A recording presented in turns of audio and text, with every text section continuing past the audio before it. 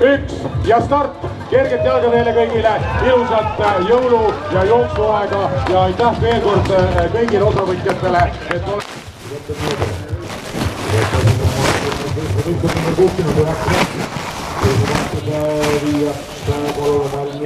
panna ja paluks kõiki teid tänada ja kõiki teid tervitada siis selle jõulukuu.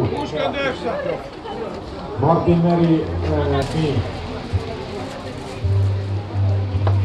30.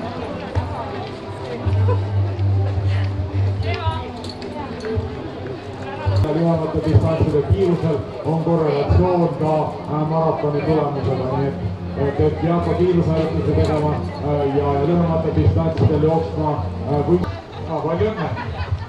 Täna on siis veel maratoni distantsi isikliku rekordi püstitajaid, ka Tõnu Lillelaidi võiduaeg soolojooksus 8.37 on kindlasti märkimisväärne.